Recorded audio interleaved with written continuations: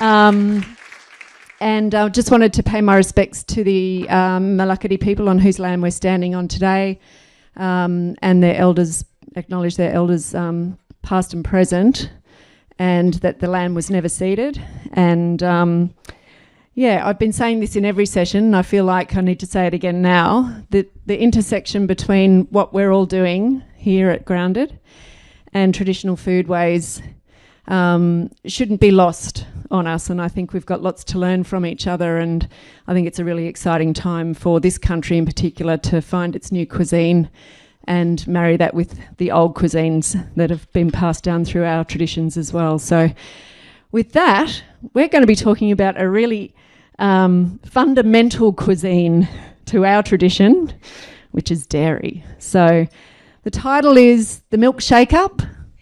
What is the future of the dairy industry? And I think it's going to be a nice juicy topic. So over to Nick to facilitate. Nick, if you can introduce yourself and introduce the others too, that'd be fantastic. Thank you. Sure. Or just get them to introduce themselves. Because I didn't know that I was doing that part. Hey everyone. Quite a few familiar faces here. Can you hear me okay at the back? My name's Nick Haddo. Thank you for coming out today. I do a few different things, right? And there's quite a, like I say, familiar faces, and either from yesterday or in my past who know a little bit about what I do. But I'm a cheesemaker. I'm a dairy farmer. I started Bruny Island Cheese Company 21 years and 3 weeks ago. In 2015 became a dairy farmer for a whole bunch of reasons. We're like the opposite of the dairy industry. This is going to be a complicated conversation, really. If anyone was at the cheese tasting I did last night, there might be a little bit of a repeat of some of the stories, but our dairy farm is 11 kilometres upriver on the Huon River, where we milk 55 cows on 90 acres of grassland. And so essentially we are not like the rest of the dairy industry in Australia or Tasmania or even the world. Essentially what we have created is a dairy farm from the 1930s. So today's topic is a little bit about the future, I guess, of dairy farming, which I think is, the future of dairy is clearly almond milk, I would have thought. If the last few years have... trust me, I'm not a fan. That's where we should all be investing our money, though, apparently. I'm genuinely terrified, I guess, when I look around the world, and I've been lucky enough to travel all around the world in chasing cheese and also dairy. I've been to some of the best and biggest dairy regions on the planet and never seen a cow outside, right? That is the future of dairy farming. And it's a complicated business, right? Because we're going to feed 8 million people, so we're going to find some ways to do that, and we need to find some comfort in the ways to do that. That said, my dairy farm is the antithesis of all of that, and let me be very clear up front. The reason that my dairy farm is the antithesis of the dairy industry is because I have the privilege, and it is a privilege, to be able to make choices around how I farm.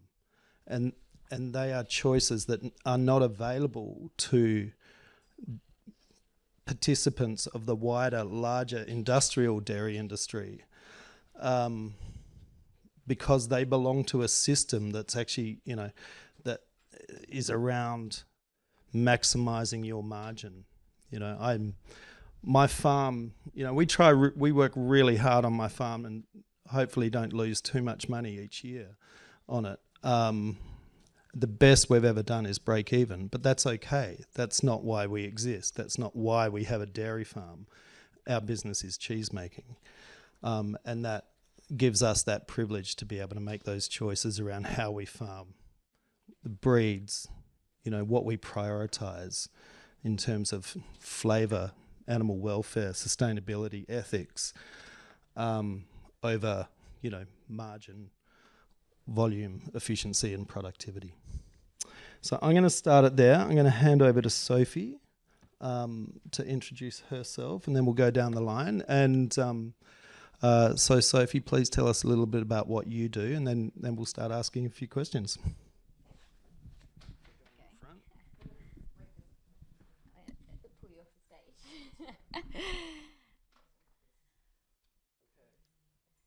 Ready?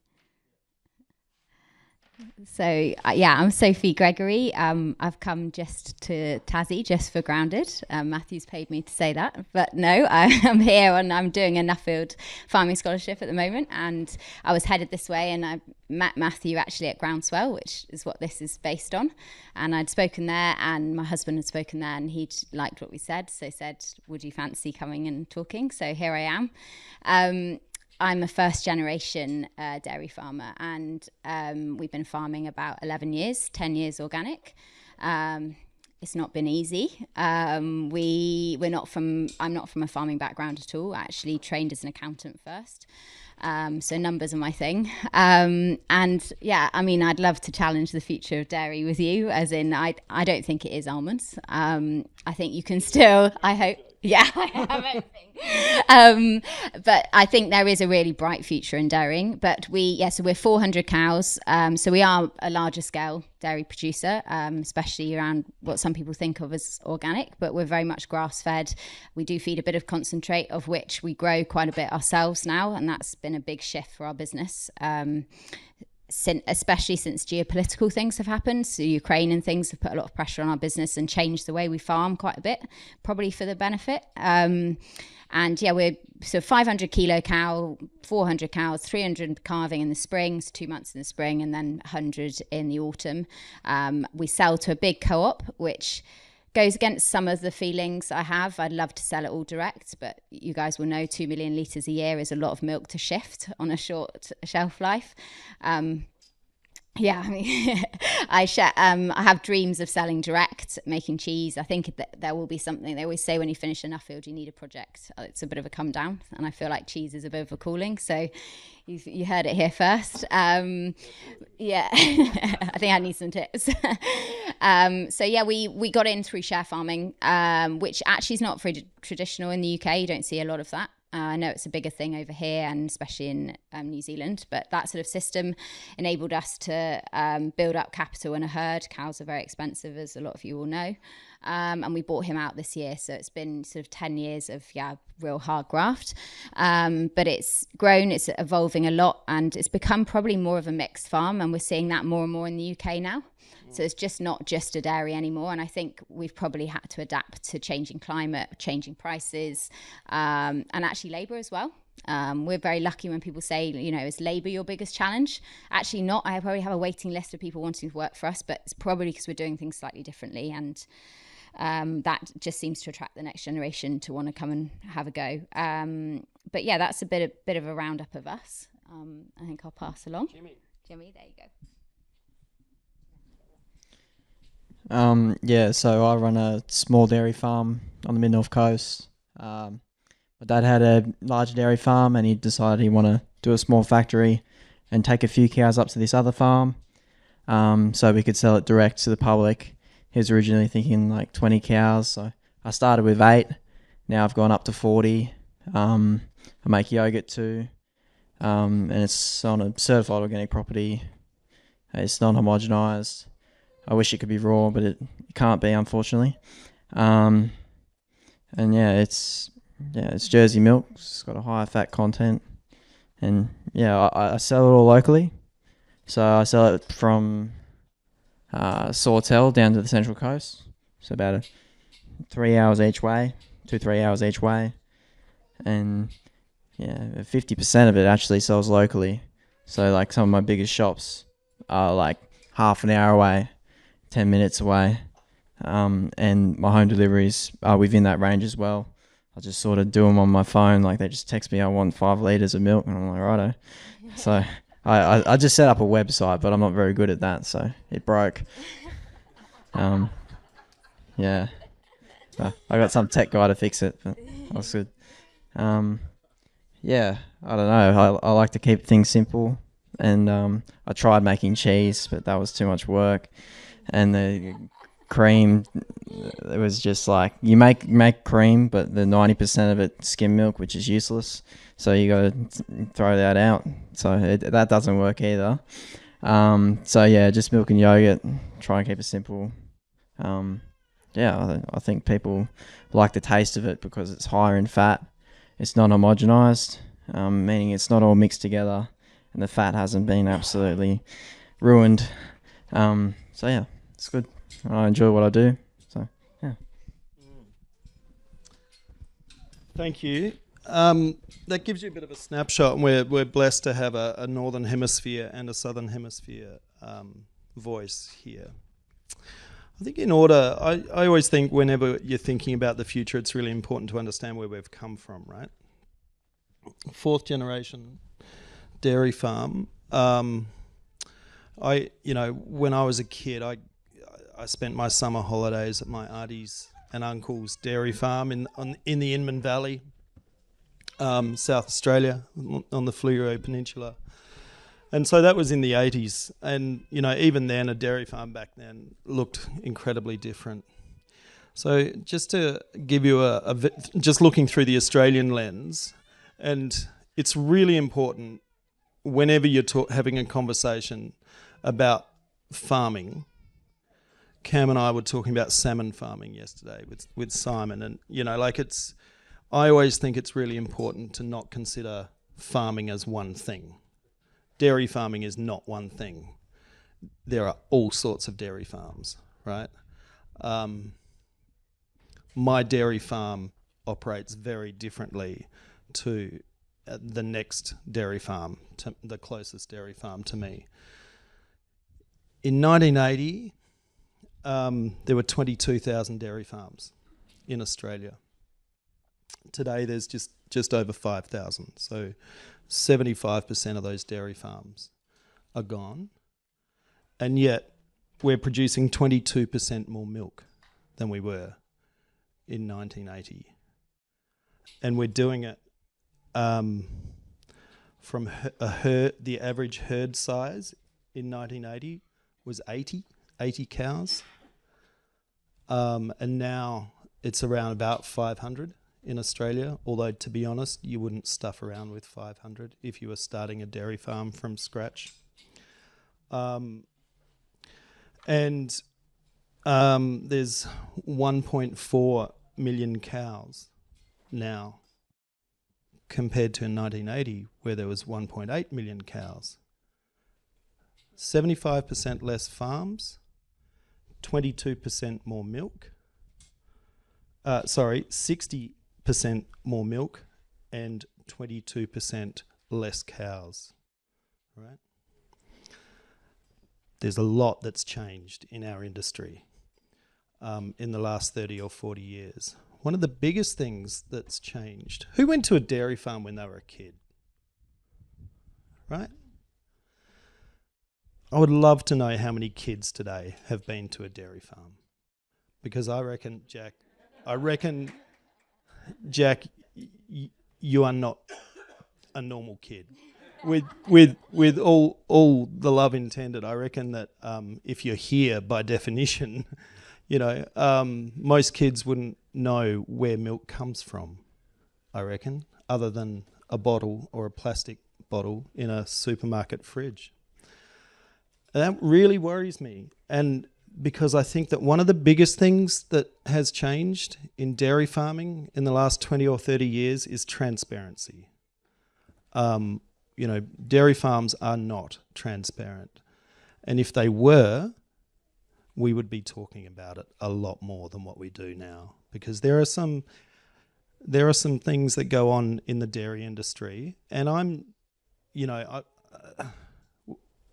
we're talking about dairy industry in Australia, dairy industry in Tasmania, and the dairy industry globally. Let me be very clear. The dairy industry in Australia, and particularly in Tasmania, is some of the best in the world. You know, it's grass-based. It's cows being outdoors 365 days of the year.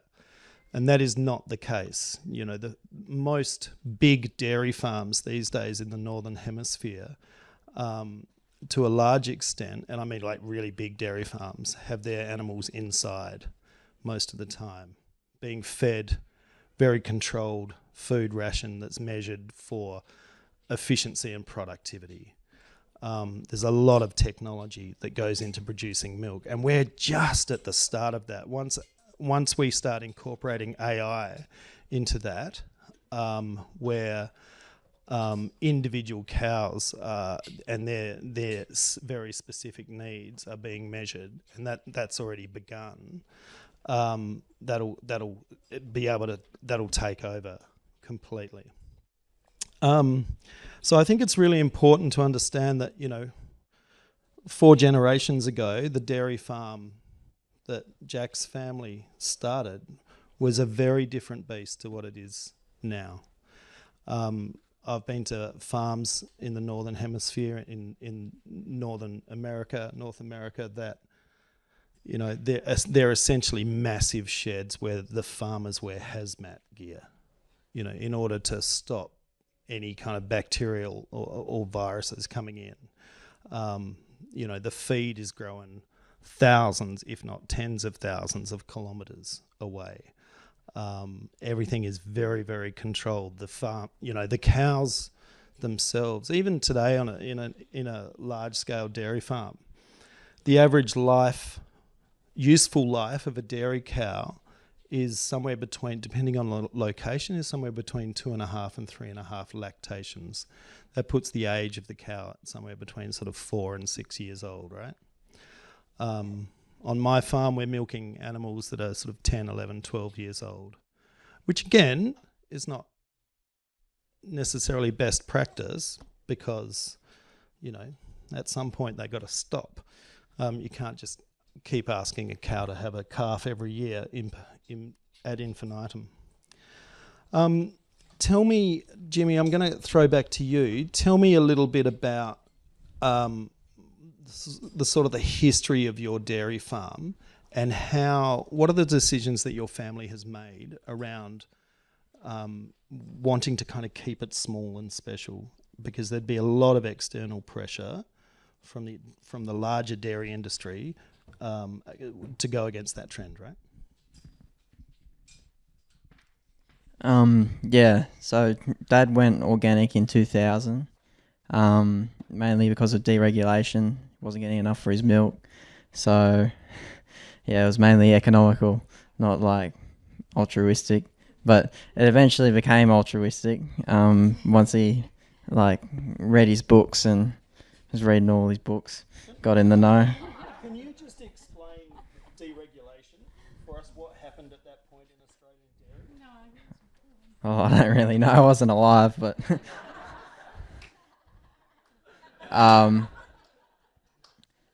so the government was paying the farmers a certain amount for the milk, and then they made it a free market, and all the people in Victoria and whatever who could produce it cheaper could, you know, transport it to New South Wales. So yeah, the co-ops weren't like giving the farmers enough for their milk because they didn't have to, I guess. So I don't know, I think that's it. Yeah. I'd just add one thing to that, just as a footnote. I think if you... Oh yeah, sure. Sorry. I think it's also important to think about that moment in time of deregulation. We also paid a lot of farmers to leave the industry. What would it look like now if we used that money to train those farmers to value add what they were doing as opposed to exiting that industry? So like if we train them to sell direct, like produce yogurt, cheese. yeah, well I guess like once you start doing all that, depending on what you make, the farming becomes like 30% of the work, and the rest becomes 70%. So I'm not sure. I think it's about like education and showing that you can make money off 50 cows, like it's possible. Yeah, and like being the example for other people. And it's really not that hard to get it started. Like because there's smaller, there's less like inputs, less startup costs, which is important from like a business perspective. Because yeah, you just make a little bit and put a little bit more in, a little bit, put a little bit more in. Whereas if you want to start a big dairy farm, you got to get in all this debt. So I think it's just about education and like being the example for other people. Because I couldn't like, because that takes away the whole point of it. Like if I was to get bigger and go down to Sydney and Melbourne and all these other places, like it'd be much better for there to be 10, 20 dairy farmers in all these separate locations, basically back to where it was before. Yeah. So that would be the ideal. And Sophie, talk to us a little bit about the UK context in terms of, like, I've worked in the UK for quite a long time. It is a very different system to what we have here. Describe those differences, and also I'd like to know what excites you about the future of the dairy farming industry in the UK, and what scares you as well? I'm a bit scared of this microphone because I've been with Fran most of the day. He's telling me there's black snakes everywhere. So this whole thing is giving me a bit heebie-jeebers.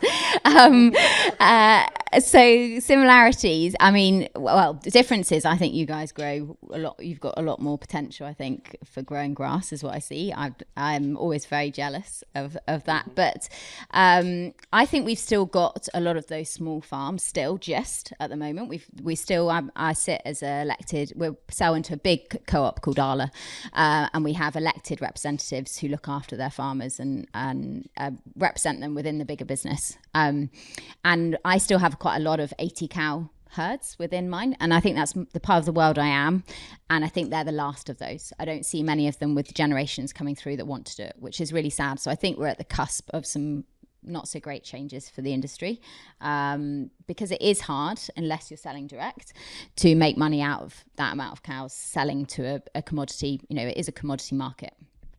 So I think we still have them at the moment, the smaller ones, but we are starting to turn. There are some bigger farms coming. You know, these farms are turning into 5 farms are turning into 1 farm. That's just happening. And we're probably part of that. We started at 280 cows. We're now 400 cows. You know, but we've gained the land. Mainly our landlords want us because they like the fact that it's a new entrant. They want to support someone, but also often they want us because we're organic, which is exciting for me. They want us because they guarantee we're not going to grow maize, because it's impossible in the UK to grow organic maize, and actually it's probably not part of our business plan really, if we could anyway. So we've gained quite a bit of land that way, but so that's the first, the similarities, differences. What excites me about the dairy industry, I just think it's a great way of life. Like, I'm absolutely passionate about the dairy industry, and anyone who comes to work for me, I'm pretty sure I could change most of their minds about working on a farm. And that's why I think we've got a bit of a wait list to work for us, which isn't that usual, I don't think. And it's not an arrogant thing at all. I think it is literally just because we do things slightly differently. I don't want people milking cows twice a day. We are twice a day milking, but I want them to either come in early, do 1 milking, finish at 3, or come in at 7 and finish at the end milking. I don't want to exhaust people. That's not part of farming. How we talk to our children is really important about how we're working as well on the farm, because I want them to consider it as a career as well. A big part of our business is having people out on farm. So we've got what we call an open gate policy. That's not for the cows, that's for people coming in, but sometimes does happen. But very open gate. You know, if someone in the village know what we're doing, we share a lot on social media. And they know that they walk the footpaths, etc., but they know what we're doing. And that, I think, is part of that is done also because long term I would like to sell some of my milk direct or do something with it like you. I'm very envious of what you've done, and I think we just have the confidence to do it, but it's a lot of milk. What scares me, I think, the plant-based did worry me for a while, but I think the more and more I look at the nutrient density compared to this whole emission thing, if you actually look at the nutrient density and then footprint that against a nut milk or against, rice milk, whatever, actually we come out pretty well. So I think now we've got the right metrics. That's actually more exciting than it was. I used to be really threatened by that. I am worried about intensive ag because I don't really want the assumption that it's all like that, because we are, there's 3 different farmers on stage here. We're all different, but we all represent good farming within the industry. So I don't want us tarnished with similar brushes, if that makes sense. Yeah, absolutely. I think that answers your questions. Yeah, I'll throw it open to questions shortly. I've got a couple of other things I want to talk about. I want to talk about the role of technology in the dairy industry, and particularly on the ag side, not so much on the production side. And I want to talk a little bit about, and it's a bit of an open question, the dairy system, essentially. Farmers aren't necessarily to blame for the system that they're in, but the system, I think, is to blame, and it doesn't. The dairy industry, the larger dairy industry, doesn't reward quality. It doesn't. It encourages some decision making that is very obviously not part of our world, and you can see that in a number of ways. I talked about the size of herds. I talked about the production, some of the production figures. Biodiversity is a big one as well. The loss of biodiversity in the dairy industry around the world is incredible. There are about 880 known dairy breeds of cows still in the world, 880 different breeds. 87% of the world's dairy breed belong to one breed, Friesian, black and white, Friesian Holstein cows. That number is even higher in places like the US, where it's over 90%. Okay, so there's 879 breeds that aren't being perpetuated because of that. That really worries me, because dairy farming is a very like any kind of agriculture, it's very place-based, right? And yet we've got this super cow, which is quite different to what it looked like 100 years ago. Year on year, production of Friesian Holstein around the world, production output, milk output, increases by between 1% and 2% every year. And there's no biological ceiling on that. So that's just going to keep going up. And if you look at a Friesian today in a big dairy farm, they're a very different animal than what they looked like 50, 60, 70 years ago. They're much taller. They're essentially just udders on scaffolding. And they're getting bigger and bigger all the time. And I think that is, if you want one indication of where the dairy industry has come and where it's going, look at that animal and what's happened to that over the last sort of 50 to 100 years.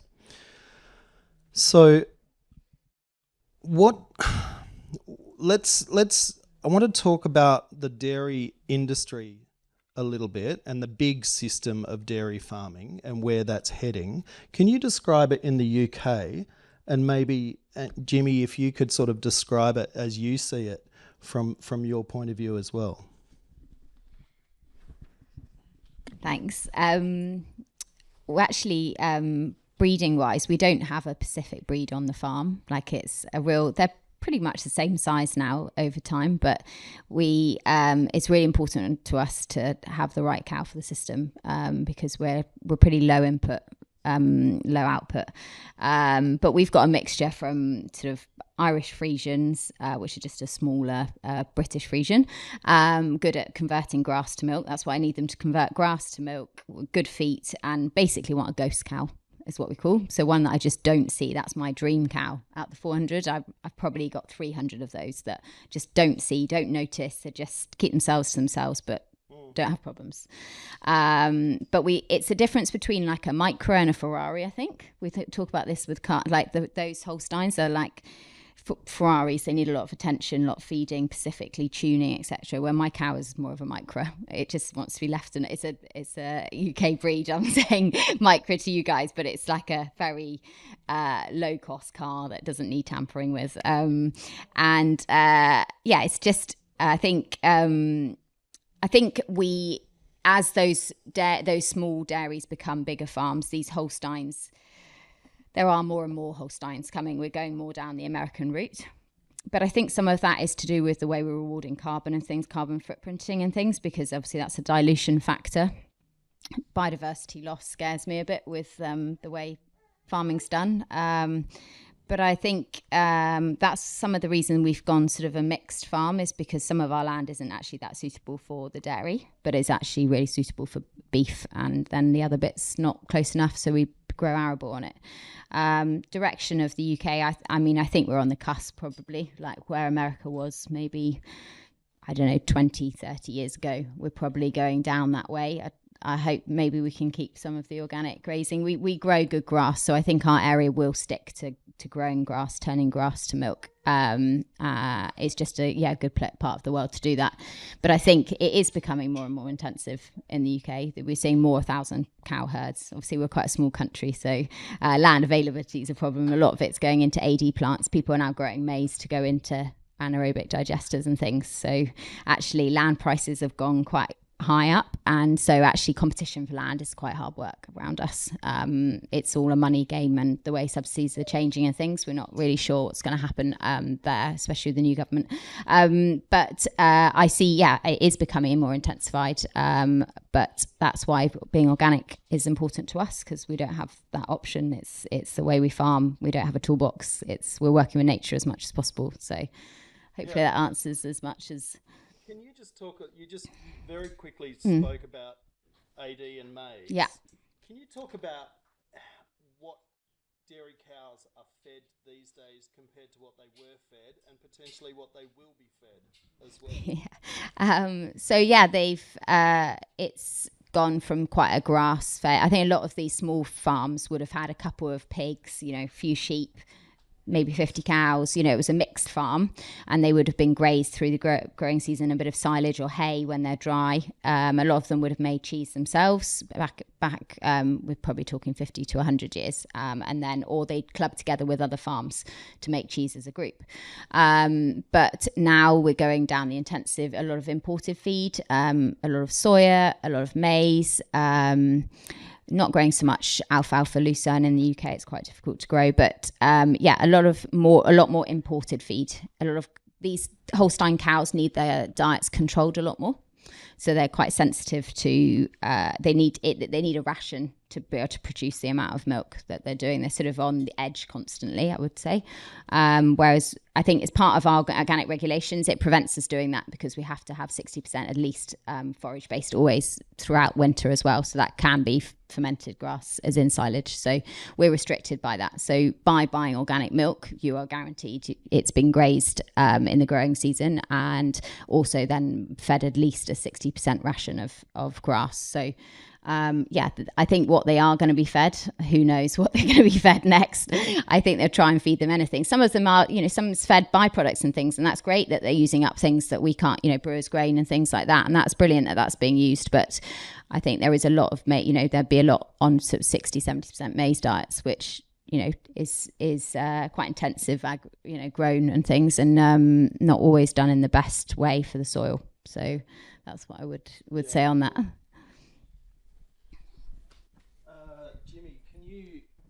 Pick up on sort of I'm interested from your point of view as a young fella in our industry to talk about how you see the larger dairy industry Yeah, I think they're like all about gross amount of liters, and the amount of money they can make, like total income, rather than like how much they'll sell per liter and how they can improve their quality so they can actually have a margin.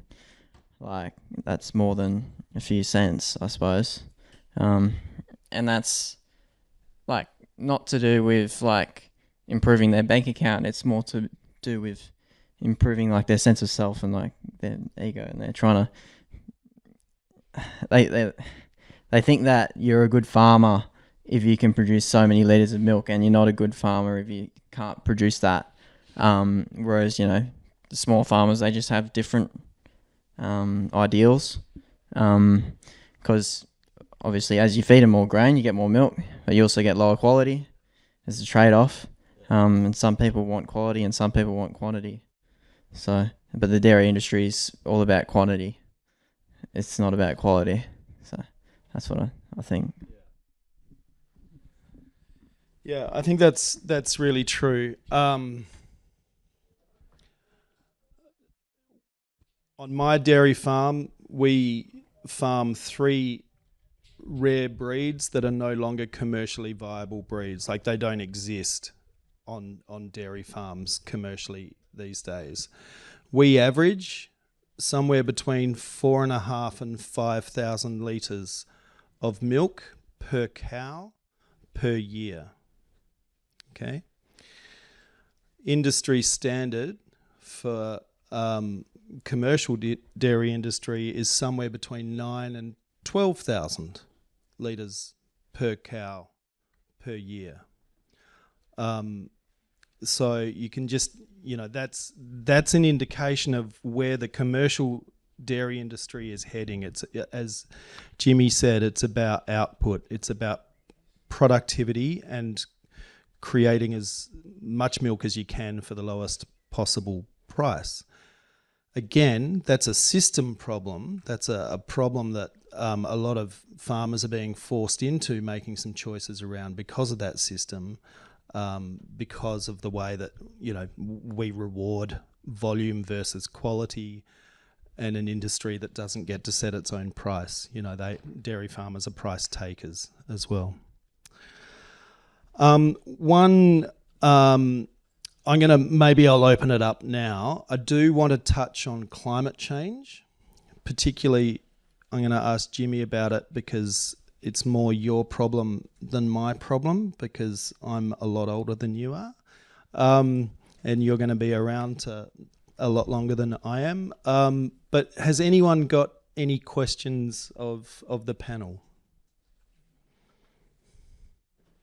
Maybe while you're... Oh, yeah. Okay. Start back there. Big voice, please. Phrase the question into my... Thank you.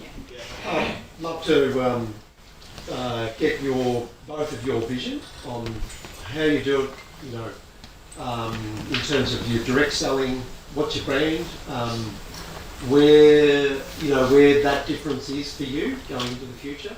You think of a little bit bigger, and then Sophie, are you thinking this is the limit for you, or is there another model? And also interested in you said you lease the farm, so you don't own the farms.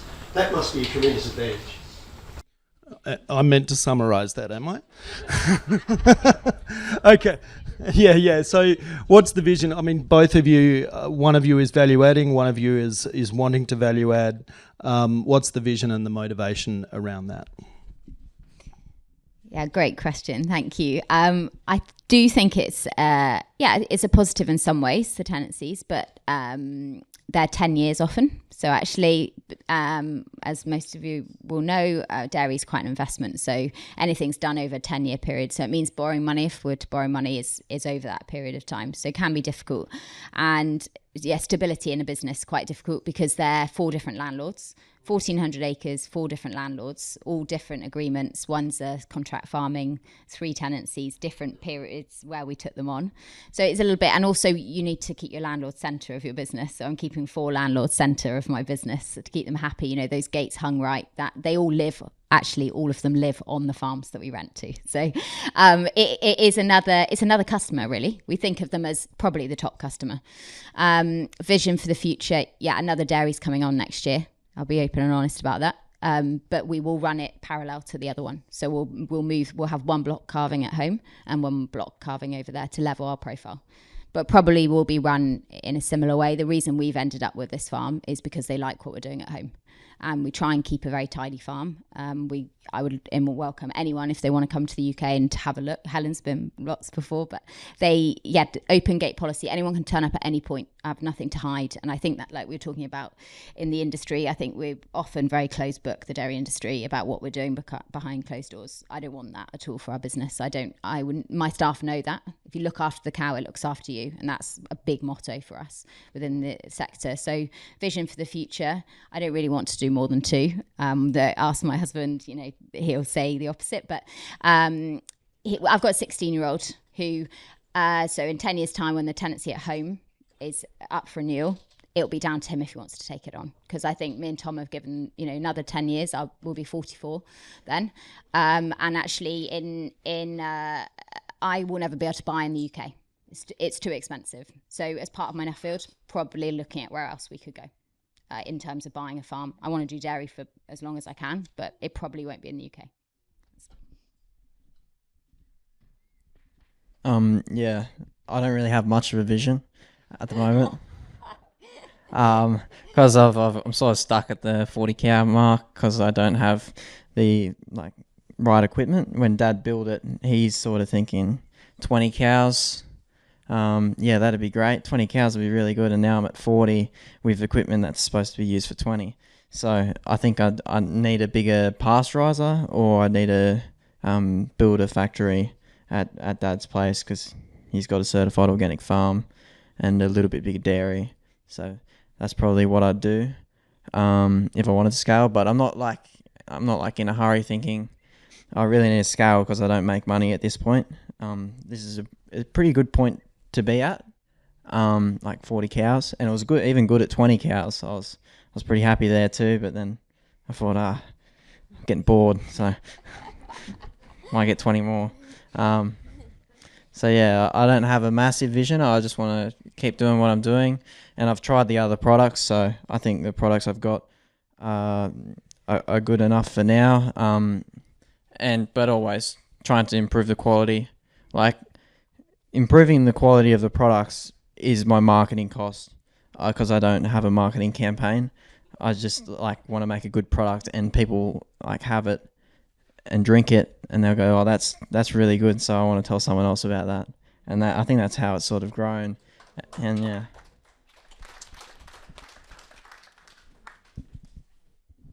Thank you. There was a question here. Keep your hands up. I'll come back to you, but we'll get through as many as we can. Question for Sophie. You've been around the world recently on a crazy trip looking at all sorts of dairy producers. Where do you feel you've visited that most inspired you and that you've enjoyed? Yeah, good question. So Sophie, on your Nuffield Scholarship, where have you been so far that's been the most inspirational? I think probably Sri Lanka. So Sri Lanka, some of you will know, brought in organic overnight. We don't really want to call it organic because it gives organic a bad rep, because I don't think it was organic's fault that it happened, but they didn't know how to farm organically. Stopped fertilizer. They were heavily reliant. They were being subsidised on fertilizer by the government. So actually, it wasn't a fair example, and they converted back within 6 months. So, but there is huge potential for dairy out there, huge amounts of labour availability, but also breeding and things is so behind where we are in terms of getting the right cow for the system, just so behind on that.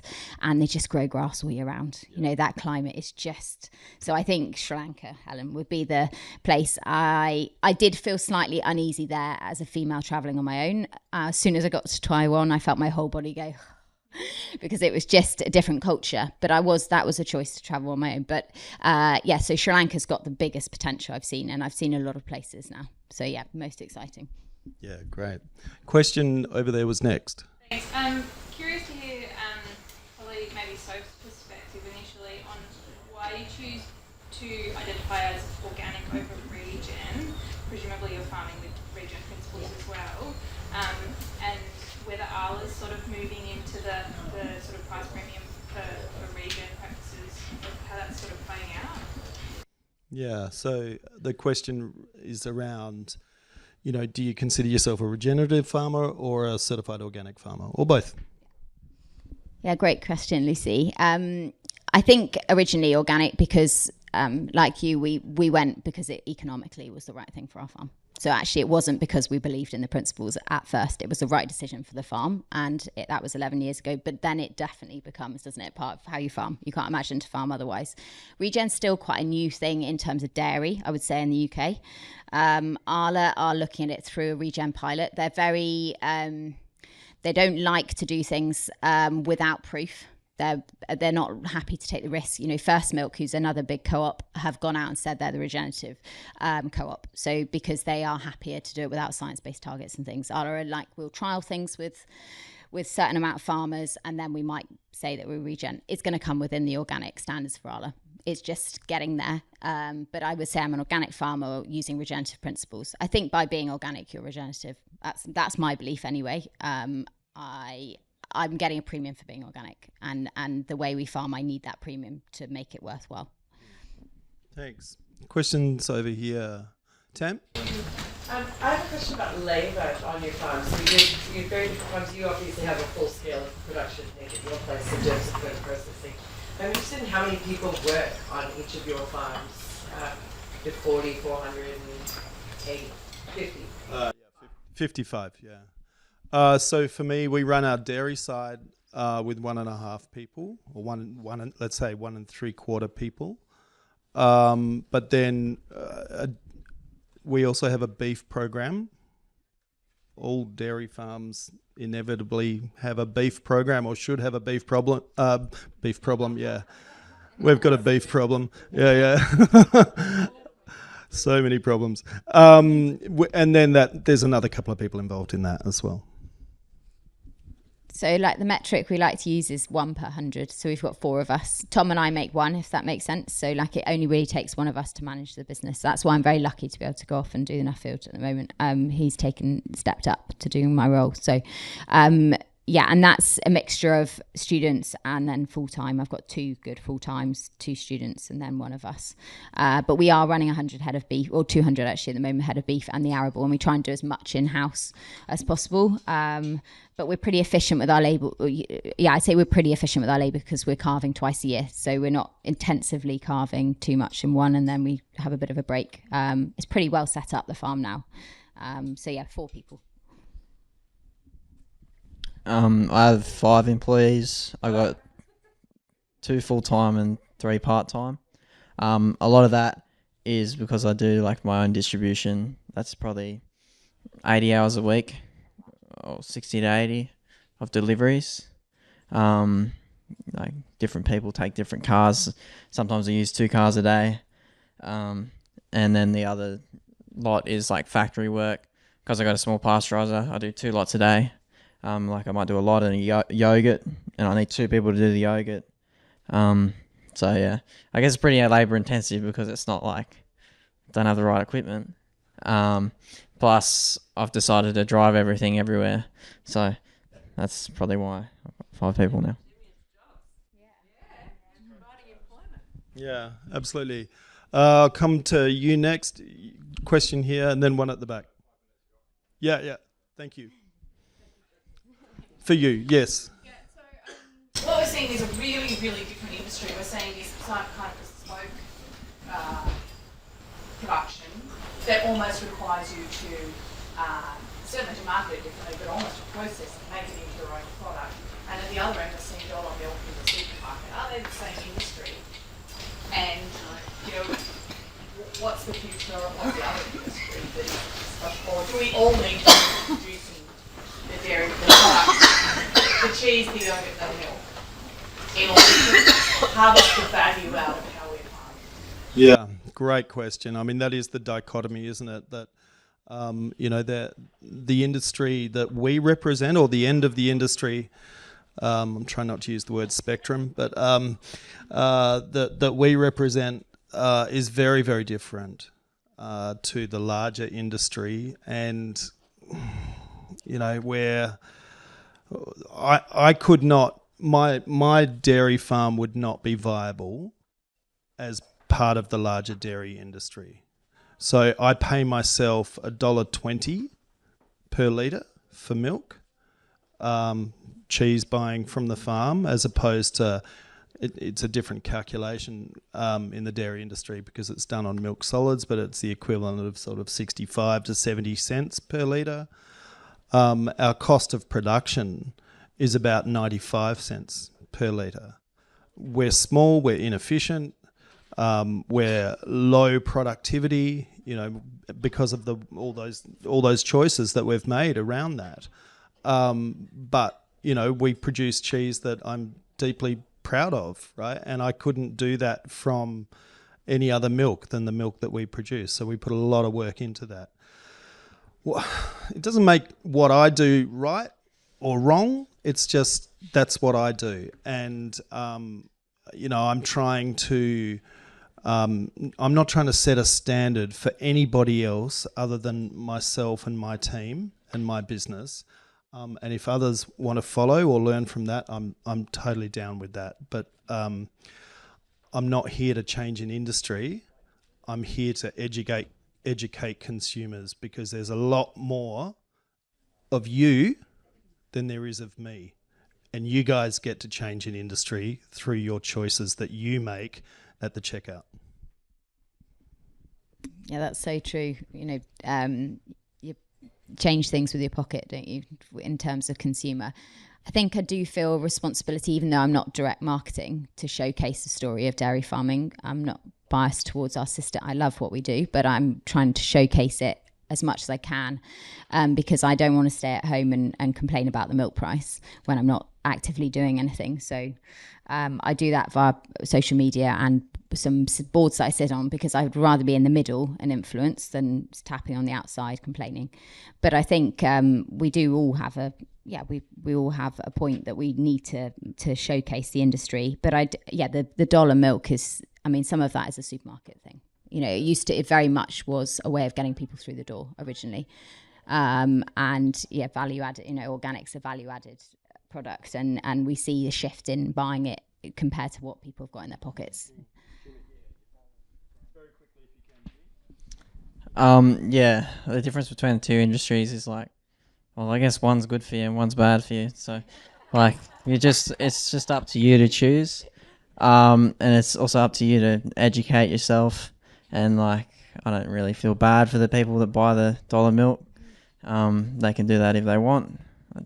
I'm not here to convert people, because that's very difficult. You sort of get people who are on the fence, I suppose, and you get them with the taste. It tastes better. It's not oh, look, this is organic and we're looking after the environment. No, it tastes a lot better, and it's better in your coffee. And it's better for your digestive system. So, yeah. And I think that probably is sums it up, isn't it? It's possibly why the dairy industry isn't as transparent as other food producing industries, because information leading to behavioural change in consumers is potentially not always going to be in the industry's interest. I'm going to ask these guys to stick around at the front for a few minutes afterwards to pick up on any other questions. We do have to wrap it up. We've got another class coming in now. So please can you thank Jimmy Eggert and Sophie Gregory for me.